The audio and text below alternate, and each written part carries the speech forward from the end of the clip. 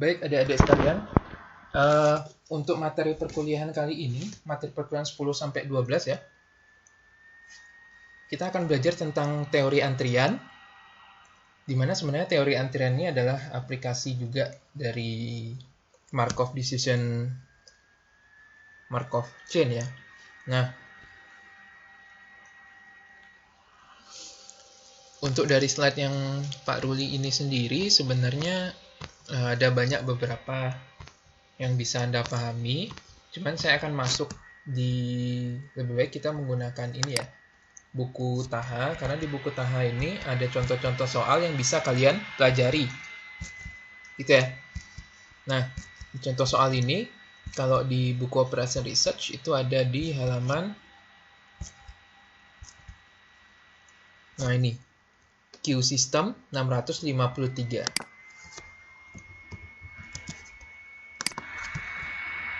Nah, secara umum, teori antrian itu banyak sekali aplikasinya pada real life kita ya, atau kehidupan nyata kita. Misalkan di sini ada 3 truk yang digunakan suatu pabrik ya untuk mentransportasikan material ya. Nah, truk itu menunggu pada pusat parkir ya, hingga dia diminta untuk masuk ke pabrik dan dimuat produk gitu misalkan. Nah, di sini kalau dia diminta misalkan ayo silakan truk Anda yang akan dimuat gitu misalkan. Nah, truk itu menjawab permintaan tersebut dan menuju ke lokasi customer ya. Nah, membawa sejumlah muatan pada suatu destinasi atau tujuan dan kembali pada pusat parkir tersebut gitu ya. Nah, di sini kasusnya banyak sekali. Nah, truk ini bisa mengantri pada suatu gudang gitu misalkan untuk dimuat, atau truk itu mengantri untuk mengantarkan barang menuju konsumen gitu ya. Banyak sekali aplikasinya. Nah, di sini kita bisa tentukan berapa lama sih kira-kira truk itu bakal menunggu sampai dia dimuat gitu. Berapa lama sih truk itu bakal membongkar muatannya sampai di konsumen, berapa lama sih truk itu akan jalan. Nah, kalau misalkan frekuensi distribusi kita sekian, berapa kita harus mengalokasikan tempat parkir untuk menunggu truk tersebut. Ya, banyak yang kita bisa gunakan untuk melakukan improvement ya, atau perbaikan pada sisi industri itu sendiri. Nah, kata kunci dari antrian itu sendiri adalah menunggu ya. Menunggu untuk dilayani sebenarnya. Nah, itu tentu saja bagian dari kehidupan kita. Ya, banyak sekali kita nunggu misalnya di restoran. Nah, kalau misalnya kasusnya di bank gitu ya. Berapa banyak sih teller yang harus disediakan bank tersebut agar si nasabahnya tidak menunggu terlalu lama. Berapa banyak sih customer service di misalkan di McDonald atau di KFC gitu harus mereka sediakan untuk agar tidak terlalu lama si konsumennya itu menunggu gitu ya. Nah, banyak sekali. Pesawat juga antri untuk mendarat, banyak sekali aplikasinya ya. Nah, kajian antrian itu, ya, kajian antrian, saya tulis di sini. Nah, ini kajian antrian ini terkait dengan proses kuantifikasi fenomena menunggu itu, ya, menggunakan representasi pengukuran dari kinerja, ya.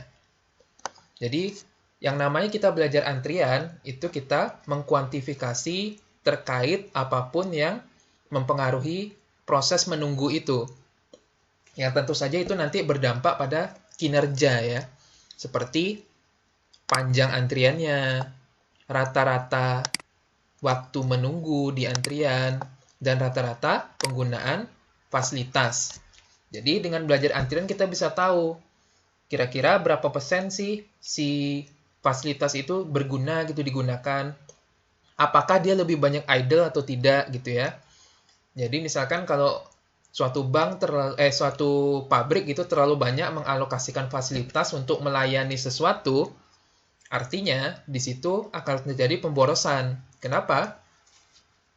Karena terlalu banyak gitu yang melayani. Jadi terlalu banyak idle gitu ya, terlalu banyak server atau fasilitas pelayanan yang tidak bekerja gitu ya.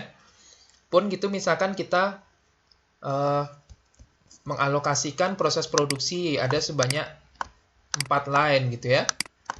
Ternyata dalam kenyataannya yang diisi cuman 1 line saja, artinya 3 line ini idle kan. Nah, jangan sampai terjadi proses seperti itu gitu ya. Jadi berapa banyak kita harus mengalokasikan server atau proses pelayanan, itu bisa apa saja. Bisa line produksi, bisa customer service, bisa macam-macam. Agar dia tidak idle, serta proses menunggu dalam antrian yang akan kita service atau kita layani itu tidak terlalu lama gitu ya. Nah, contohnya di sini McBurger ya adalah restoran cepat saji dengan dia mempunyai 3 customer service atau counter pelayanan ya. Nah, seorang manajernya ingin untuk mengatur proses pelayanan tersebut. Nah, suatu kajian dilakukannya untuk memeriksa hubungan antara jumlah counter layanan itu dan waktu menunggu untuk dilayani ya. Nah, misalkan di sini jumlah kasirnya 1. Jumlah kasirnya 1, rata-rata menunggunya si customer-nya 16,2 menit. Jumlah customer 2, 10,3 dan seterusnya sampai jumlah kasirnya 7. Itu semakin cepat ya, cuma 1,3. Nah, dari data ini kita bisa dapat nih. Nah, rata-rata 7 menit ya, rata-rata waktu menunggu untuk 3 counter. Jadi kalau kita taruh 3 counter di sini, rata-rata konsumen itu menunggu 7 menit ya, sekitar 7 menit. Kalau 5 counter itu 3 menit. Nah, yang jadi masalah adalah mau nggak si konsumen kita itu menunggu selama 3 menit atau selama 7 menit. Jangan-jangan dia karena terlalu lama nanti dia pergi gitu ya. Ya, itu jangan sampai terjadi. Pun jangan terlalu banyak meletakkan kasir. Kalau Anda letakkan misalkan 100 kasir gitu, ya tentu terlalu banyak idle. Itu cost-nya jadi terlalu besar gitu ya. Nah, yang dipertimbangkan di sini juga model berbasis biaya ya. Nah, hasil dari analisis antrian itu sendiri terkait dengan biaya, optimisasi biaya ya, di mana kita minimasi jumlah cost atau biaya dari proses pelayanan itu.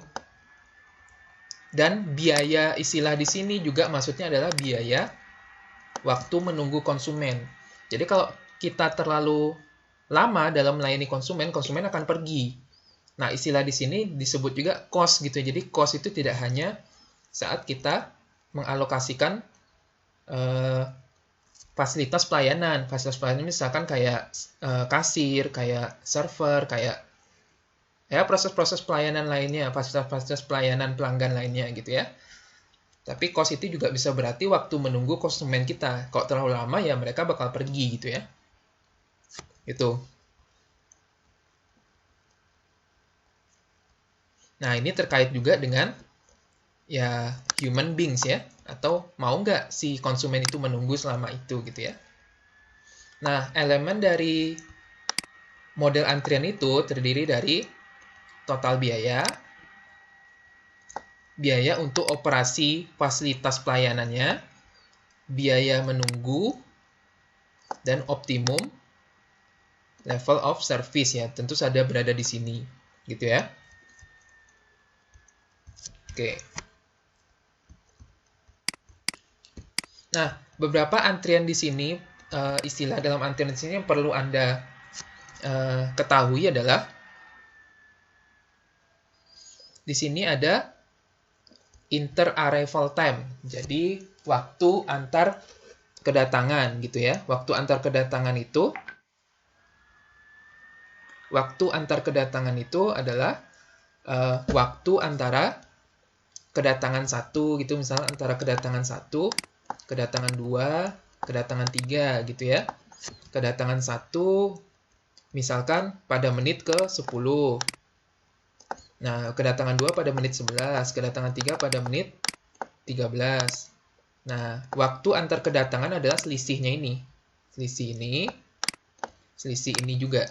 Nah, itu waktu kedatangan. Beda lagi kalau arrival time. Jadi kalau arrival time itu adalah waktu kedatangan. 10, 11, 13 ini disebut waktu kedatangan atau arrival ya, arrival time. Waktu kedatangan. Nah, di sini juga ada ukuran antrian. Jadi, ukuran antrian itu adalah berapa banyak pelanggan. Pelanggan ini nggak mesti orang ya, bisa barang atau lain-lain sebagainya pada sistem. Nah, di sini ada disiplin antriannya. Disiplin antrian itu terdiri dari berbagai macam. Bisa first in, first out. Pertama datang, pertama dilayani.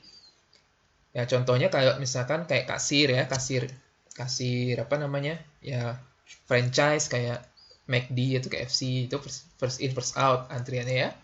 Terus last in first out. Contoh last in first out tuh yang datang belakangan bakal dilayani duluan apa Pak? Itu contohnya adalah rak drive in ya. Jadi rak ya drive in ya. Drive in ya. Nah, rak drive in itu ini misalkan di sini ada tembok, di sini ada rak peletakannya. Nah, jadi kalau forklift masukin barang ke rak ini, dia akan yang terakhir dimasukin itu bakal diambil. Kenapa? Karena ujungnya tembok gitu ya. Itu contohnya rak drive in. Itu yang last in first out. Atau service in random order. Service di random order itu maksudnya ya acak aja siapa yang duluan, siapa yang belakangan gitu ya. Atau berdasarkan prioritas. Contohnya prioritas seperti di rumah sakit, kalau dia gawat darurat, maka dia didahulukan gitu ya. Nah, selanjutnya perilaku antrian. Itu juga penting ya dalam analisis antrian. Nah, sumbernya itu, satu lagi sumber ya, sumber. Jadi kita punya, kalau misalkan kita punya barang di sini ya, yang mengantri gitu untuk diproses. Nah, di sini ada sumbernya, sumber barang itu. Nah, sumber barang itu bisa finite. Finite itu ya terbatas gitu ya, jumlahnya. 3, 4, atau 5 gitu ya.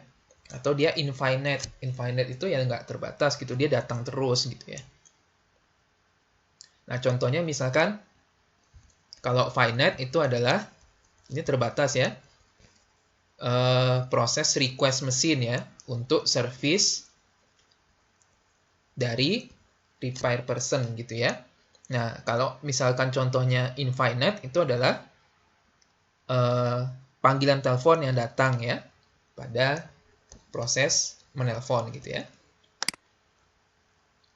Jadi infinite source-nya. Jadi ini source-nya nggak terbatas. Tapi kalau proses pelayanan mesin, source-nya terbatas. Dari mesin sebelumnya hanya bisa per jam itu misalkan mengalirkan ya 2, 3, atau 4 barang aja gitu ya, sebelum diproses oleh server selanjutnya. Itu yang contohnya finite gitu ya. Tapi kalau infinite seperti telepon yang datang, yaitu datangnya nggak terbatas ya. Gitu. Jadi sumbernya itu ya bisa datang terus gitu ya. Per jam itu kalau misalkan kayak misalkan Anda apa namanya? Customer service, ya kalau misalkan ada customer service pesawat sekarang kan banyak yang refund tuh. Nah, itu sumbernya nggak terbatas tuh datang terus tuh telepon. Nah, itu Anda harus pertimbangkan antrian gitu. Jadi datang terus tanpa terbatas tiap waktu. Nah, Anda harus menservis itu satu-satu. Contohnya sekarang misalkan banyak orang yang refund tiket kan, karena pesawat nggak bisa terbang gitu misalkan. Kalau finite misalkan dari mesin 1 ke mesin 2. Nah, jumlah yang dihasilkan mesin 1 ini sumbernya. Nah, ini mesin yang selanjutnya itu adalah server atau pelayannya ya. Pelayan dari barang yang dihasilkan dari mesin 1 ini. Ini mesin 1, ini mesin 2. Nah, sumber yang dihasilkan dari mesin 1 ini terbatas gitu ya. Gitu.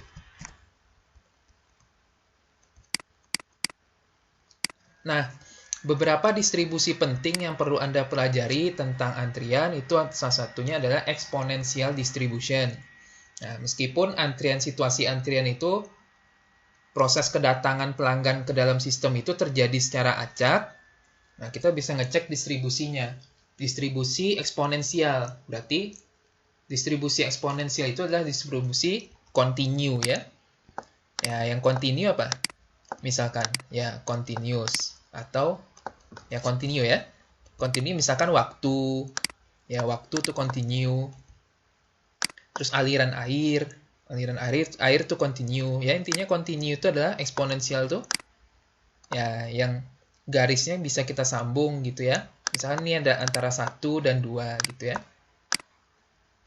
Antara 1 dan 2 kita bisa ngomong 1,5, 1,2, 1,3 itu continue ya. Jadi kalau aliran air waktunya misalkan 1,5 jam, aliran airnya 1,5 liter gitu bisa ya. Nah, beda juga sama kalau yang distribusinya itu Poisson atau discrete. Nah, lawan dari continuous kan itu adalah discrete ya. Discrete.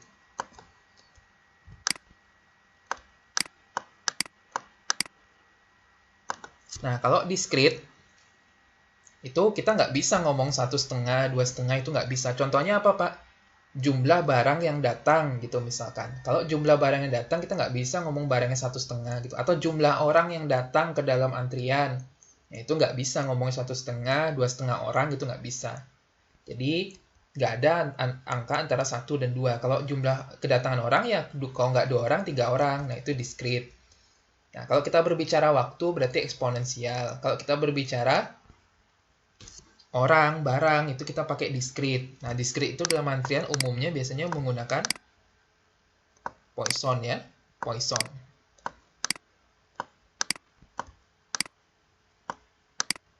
Ya, Poisson ya. Nah, ada juga tipe antrian di sini.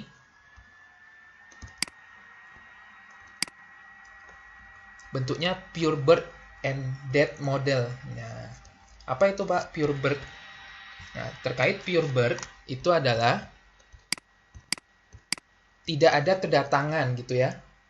Jadi kalau dalam antrian itu, kalau kita ngomong antrian, nih kalau di slide-nya Pak Ruli ini, kalau kita ngomong antrian, itu ada namanya sumber ya. Nah, sumber ini bisa, tadi kasusnya apa? Bisa finite, bisa infinite kan? Bisa finite atau bisa infinite ya. Nggak terbatas sumbernya. Pelanggan masuk ke dalam antrian. Nah, kalau terus dilayani, nah terus pelanggan yang telah dilayani, atau ini disebut juga departure nanti, kalau dalam bahasa Inggrisnya. Departure ya. Departure. Nah, kalau di pure birth atau murni kelahiran gitu ya, bahasa Indonesianya, itu hanya ada pelanggan yang dilayani. Atau dalam artian di sini tidak ada arrival. Nah, di sini nanti ini namanya kalau proses kedatangan pelanggan ke dalam antrian itu disebut arrival. Ya. Arrival ya.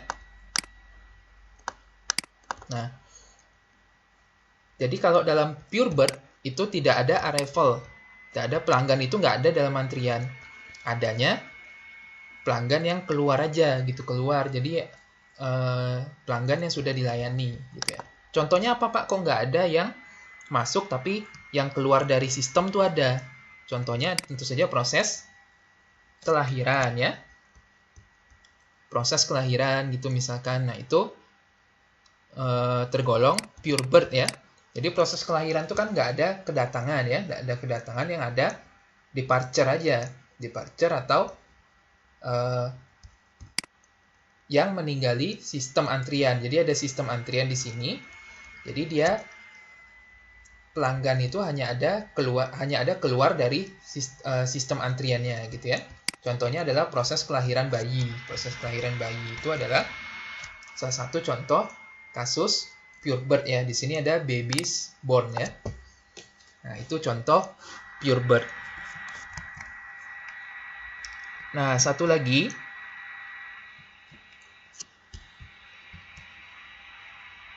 Oke, di sini kasusnya ada satu lagi PureDate. Kalau PureDate kebalikan dari PureBird.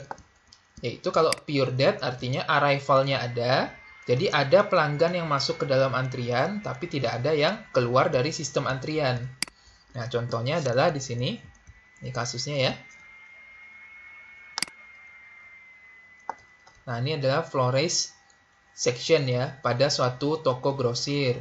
Dia melakukan stok 18 dus ros ya, pada awal setiap minggu. Nah, rata-rata seorang florist itu menjual 3 dus setiap hari gitu ya. Nah, namun actual demand follow a Poisson distribution. Nah, saat stok level mencapai 5 dus, pesanan baru dari 18 dus yang baru itu dialokasikan ya pada proses delivery untuk setiap awal minggu. Nah, karena sifat alami dari item itu, semua ROS yang pergi itu pada akhir setiap minggu, yang keluar dari sistem itu harus dispose ya, atau didaur ulang gitu ya. Nah, di sini kasusnya, jadi di sini ada kasus seorang penjual bunga. Nah, dia membeli 18 dus ya setiap minggu gitu ya. Nah, setiap akhir minggu bunga itu mengalami kematian gitu ya. Jadi kalau dia mengalami kematian karena misalkan nggak laku bunga itu, maka akan dilakukan proses ya pembuangan atau daur ulang gitu ya. Nah, dalam kasus ini, dalam konteks ini, itu berarti si bunga itu datang terus. Ya, jadi bunga itu datang terus, mungkin si penjual itu punya kebun bunga sendiri gitu ya, kebun bunga sendiri, sehingga kebun bunga itu menghasilkan bunga terus gitu. Jadi bunganya itu datang terus, tapi karena nggak laku harus dibuang gitu ya. Jadi nggak ada yang keluar dari sistem penjualan itu. Nah, kita asumsikan di sana sistem penjualan itu adalah antrian gitu ya. Jadi ada ROS di sini, ini tokonya misalkan. Ada bunga yang masuk di sini, ini kebun dia misalkan. Kebun masuk ke dalam toko dia. Cuman karena nggak laku, maka dia harus membuang bunga tersebut. Nah, dalam kasus konteks ini nggak ada yang keluar di situ. Nggak ada yang keluar. Nah, ini contoh kasus dari PureDate gitu ya. Nah, secara umum, model antrian Poisson ya. Jadi, model antrian Poisson itu adalah salah satu yang perlu Anda catat ya. Jadi, distribusi Poisson itu umumnya digunakan di kasus antrian gitu ya. Jadi kalau kita ngomong sekian orang per jam yang datang ke antrian, nah itu berarti Poisson kasusnya. Tapi kalau kita ngomong butuh waktu pelayanan itu sekitar 2 menit. Nah, 2 menit itu adalah distribusinya eksponensial gitu ya. Jadi kalau berhubungan dengan waktu eksponensial, kalau berhubungan dengan jumlah orangnya itu Poisson ya. Jadi dalam artian kata Poisson ini adalah kasus discrete-nya. Nah, untuk kasus waktunya atau continuous-nya itu kita menggunakan eksponensial. Nah, secara umum kebanyakan antrian itu berdistribusi Poisson atau berdistribusi eksponensial. Meskipun ada beberapa kasus ada berdistribusi lainnya nanti ya. Tapi secara umum itu berdistribusi eksponensial untuk kasusnya waktu. Dan untuk kasusnya jumlah orang itu berdistribusi Poisson ya. Nah, beberapa notasi yang perlu Anda pahami dalam antrian itu. Pertama adalah di sini kita harus menyeimbangkan antara konsep PureBird dan PureDate ya, PureDate gitu ya. Jadi ada kasus di sini yang namanya steady state ya, steady state diagram. Steady state diagram itu adalah saat apa yang disebut steady state gitu. Steady state itu adalah saat yang masuk ke dalam sistem itu harus sama dengan yang dikeluarkan sistem. Sebisa mungkin sama gitu ya. Kenapa? Karena kalau terlalu cepat dilayani, maka akan terjadi idle di sini. Kalau terlalu lambat dilayani, sementara inputnya tinggi gitu ya, pelanggan yang masuk ke antrian tinggi, maka akan terjadi waktu menunggu antriannya terlalu lama. Jadi kita harus menyeimbangkan antara sumber input dan output. Nah, kondisi itu disebut steady state behavior ya pada situasi antrian. Nah, beberapa notasi yang perlu Anda pahami. Yang pertama adalah N. N itu adalah jumlah customer di dalam sistem, yaitu di dalam antrian plus di dalam service. Jadi ada beberapa konteks di sini. Ada di dalam garis antrian. Ya, kalau kasusnya rumah sakit atau dokter, berarti yang dalam antrian adalah pasien yang menunggu di tempat duduk ya, tempat duduk antrian. Serta yang ada di dalam service. Di dalam service itu adalah di dalam mekanisme pelayanan. Nah, kalau kasusnya dokter, berarti yang di dalam antrian itu adalah pasien yang menunggu, misalnya kok kita ke bidan gitu ya, yang menunggu di tempat duduk tunggu antrian itu gitu ya. Dan yang di dalam mekanisme pelayanan adalah orang yang sedang dilayani dokternya. Nah, jadi kalau saya sebut di sini jumlah customer di dalam sistem, itu artinya adalah jumlah customer di dalam antriannya plus di dalam pelayanannya gitu ya. Jadi misalkan nih ada antrian. Antriannya ada 2 gitu ya. Nah, terus ada yang sedang dilayani. Ini server 1, ini server 2, ini server 3. Nah, terus ada yang sedang dilayani di sini, ada yang sedang dilayani di sini, ada yang sedang dilayani juga di sini. Nah, untuk kasus ini, itu berarti jumlah customer yang ada dalam sistem berapa? 1, 2, 3, 4, 5. Tapi kalau saya bilang jumlah customer yang ada di dalam antrian itu berapa? 2. Gitu ya. Nah, sekarang laju kedatangan itu didefinisikan sebagai N customer di dalam sistem. Jadi sejumlah N customer di dalam sistem. Customer ini bisa barang, bisa orang ya. Yang dimaksud customer istilah dalam antrian di sini. Nah, karena N customer, maka dia distribusinya di sini nanti kalau kita misalkan hitung itu adalah Poisson.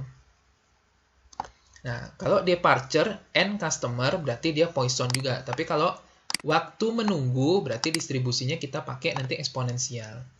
Nah, terus PN itu adalah peluang terjadinya steady state tadi. Jadi peluang terjadinya kondisi steady state untuk saat ada sejumlah N customer di dalam sistem ya. Oke. Jadi semakin kecil peluang terjadinya steady state itu maka peluangnya, maka sistem itu bakal semakin tidak stabil ya, tidak stabil. Maksudnya tidak stabil itu gimana, Pak? Maksudnya tidak stabil adalah yaitu saat mungkin arrival-nya terlalu banyak dibanding departure-nya atau departure-nya lebih banyak dibanding arrival-nya gitu ya, terlalu tinggi gitu ya. Jadi tidak seimbang antara arrival dan departure. Jadi semakin mendekati 0 maka semakin tidak seimbang antara departure dan arrival. Semakin mendekati 1, maka dia semakin seimbang gitu ya. Nah, ini bisa kita lihat dalam transisi diagram Markov ini. Nah, ini aplikasi Markov itu sebenarnya pada teori antrian. Nah, misalkan di sini kondisi di dalam antrian itu pelanggannya sama dengan 0. Saat terjadi kedatangan ke 0, maka dia kondisi sistem itu akan menjadi pelanggannya itu ada 1 orang. Saat dilayani pelanggan itu, maka pelanggan itu kan pergi ke dalam sistem. Pergi dia kan. Nah, maka dia akan kembali lagi sistem itu mempunyai 0 pelanggan. Nah, saat misalkan kedatangan ke 0, dia ada 1 pelanggan. Nah, terus ada kedatangan lagi, maka dia menjadi 2 pelanggan. Kalau dilayani, maka dia kembali ke 1 pelanggan. Nah, ini maksud dari diagram Markov untuk antrian ini. Nah, perhitungan ini itu kita bisa definisikan sebagai misalkan perkiraan laju flow ya ke dalam state N gitu ya. Jadi perkiraan flow yang masuk dalam kondisi apakah dia punya 0 pelanggan, 1 pelanggan, 2 pelanggan, sampai N plus 1 pelanggan, itu adalah lambda dikali peluang probabilitas steady state-nya. Nah, atau perkiraan, tentu saja ada perkiraan laju departure-nya atau out dari sistem untuk kondisi pelanggan ada sebanyak 0, 1, 2, sampai N plus 1. Itu adalah penjumlahan antara kedatangan dengan departure. Jadi lambda ini ingat ya, lambda ini adalah arrival, mu itu adalah departure. Nah, dikali dengan peluang sebanyak peluang steady state sebanyak N customer dalam sistem. Nah, karena dia kedatangan ini harus sama, flow into kedatangan harus sama dengan flow out, maka kita bisa samakan persamaan ini, yaitu expected rate of flow into system itu sama dengan flow out sistemnya, atau disebut di sini dengan balance equation.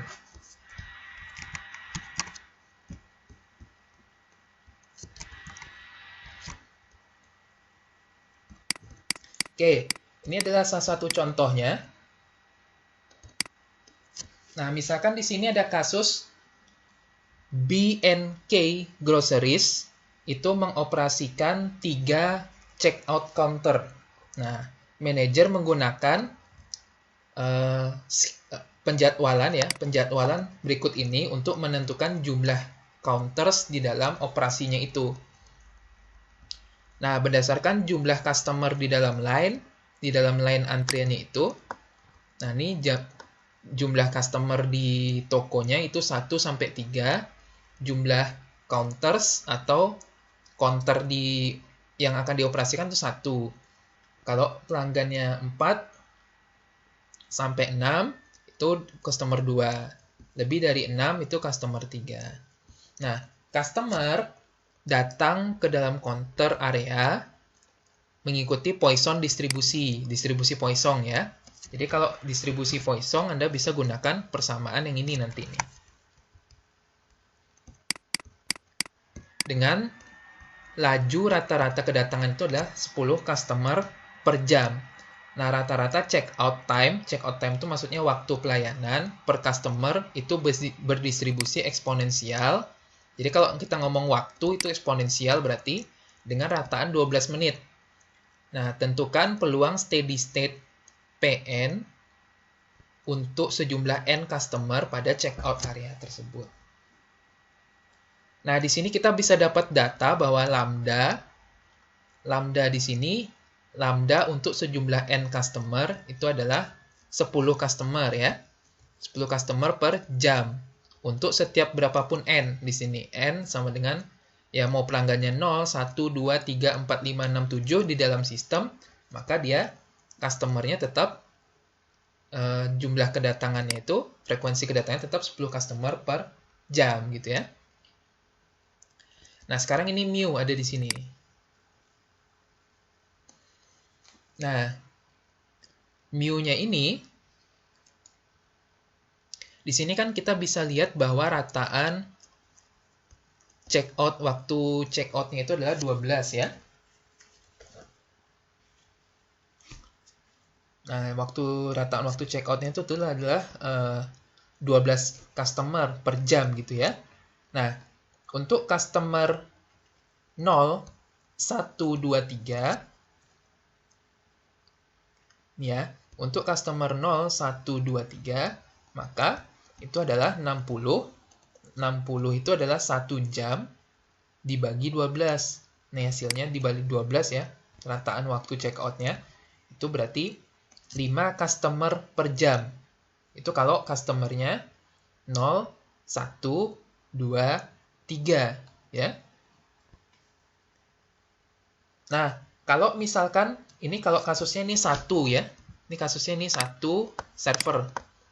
Kalau 2 server, maka 5 ini kita kali 2. Kalau dia pasang 2 counter, berarti untuk 1 jam kita tinggal kalikan 2 saja. Ada 10 customer per jam. Untuk customer 4, 5, 6 gitu ya.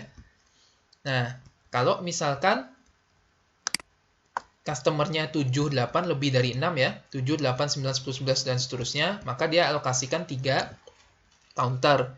Nah, berarti per jamnya itu tinggal kalikan 3 aja 5 ini. Berarti 15 customer per jam gitu ya. Nah, P1-nya peluang ada sebanyak 1 pelanggan di dalam sistem. Itu adalah lambda per 5 customer per jam ya. Jadi banyaknya konsumen yang dilayani per jam gitu ya. Nah, untuk sebanyak 1. Jadi kalau sebanyak 1 itu adalah 10 dibagi 5. Kalau sebanyak 2 pelanggan, maka 2 pelanggan masih masuk sini ya. Maka 10 per 5 dikuadratkan kali P0. Kalau sebanyak 3, maka 10 per 5 pangkat 3 P0 sama dengan 8 P0. Itu. Nah, kalau sebanyak 4, maka itu 10 per 5 pangkat 3 kali 10 pangkat 10. Atau dalam sederhananya ini adalah P2 ini adalah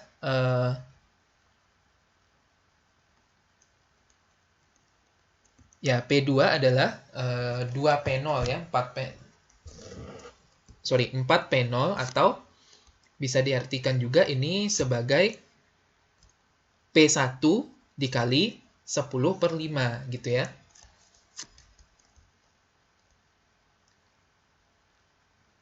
Oke, ini berarti karena ini dikuadratkan, maka ini 10 per 5 kali 10 per 5 dikali P0.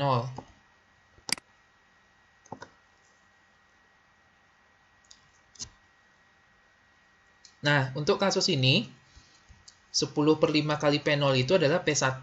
Artinya 10 per 5 kali P1. Itu sama dengan P2. Kalau P3 itu artinya 10 per 5 dikali P2. Kalau P4 itu artinya P3 dikali 10 per 10. Karena 4 ini udah masuk ke 2 customer kan? 2 counter. Nah, kalau 5, berarti dia 10 per 5 pangkat 3 kali 10 per 10, 10-nya di pangkat 2. Ini 10 per 10, gini ya. Kalau dia 6, maka 10 per 5 pangkat 3 atau P3 dikali 10 per 10 pangkat 3 P0, sama dengan 8 P0, gitu. Nah, kalau N lebih dari 7, maka 7, 8, 9, 10, maka 10 per 5 pangkat 3 kali 10 per 10 pangkat 3 kali 10 per 15 pangkat N-1. N-nya itu kalau lebih dari 7 ya. Kalau 7 kurang 1. Kalau misalkan dia 7, P7, maka 7 kurang 1, 10 per 15 pangkat 7 gitu ya. Nah, sama juga dengan ini sebenarnya. Kalau dia P-nya itu 8, maka 10 per 15 pangkat 8. Jadi intinya gitu. Tergantung servernya. Kalau ini servernya 0123, maka kita pakai 10 per 5. Kalau servernya 456, N-nya 456, maka kita harus kalikan dengan 10 per 10. Nah, gitu. Dikuadratkan, ditambah aja 1 pangkatnya setiap ini. Atau dalam kata lain, kita bisa juga definisikan itu 8 kali 2 per 3 pangkat N-6 untuk P lebih dari 7 ya. Kalau 7, 8, 9, 10. Nah, di sini kita bisa tentukan bahwa rumus ini kita bisa sederhanakan bahwa P0 tambah 2 kali P0, 4 kali P0, 8 kali P0 gitu ya.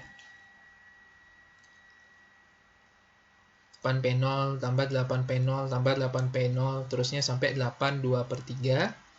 8 2 per 3 pangkat 2, seterusnya itu adalah sama dengan 1. Ya, jadi mau N-nya berapapun, maka dia penjumlahan peluang sebanyak 0, 1 orang ada di dalam sistem, peluang sebanyak 0 orang ada di dalam sistem, peluang sebanyak 1 orang ada di dalam sistem, peluang sebanyak 2 orang ada di dalam sistem. Kalau dijumlahkan, peluang ini semua sama dengan 1. Nah, atau ekuivalen juga dengan P0 tambah 3 kali 31 tambah 8, seterusnya itu sama dengan 1. Jadi peluang sebanyak N itu berada dalam sistem itu adalah 1 gitu ya. Yang perlu Anda pegang sebenarnya itu aja. P1 adalah peluang sebanyak 1 orang berada dalam antrian. P2 ini peluang sebanyak 2 orang berada dalam antrian. Nanti tinggal kasusnya aja. Kalau 2 orang berapa customer, 3 orang berapa customer. Kalau 2 customer Anda tinggal kalikan dulu 10/10 gitu ya. Di sini kalau misalkan di peluang sebanyak 5 orang ada di dalam 2 customer service, maka Anda harus kuadratkan terus seperti itu gitu ya. Nanti Anda bisa pelajari lah yang bagian ini.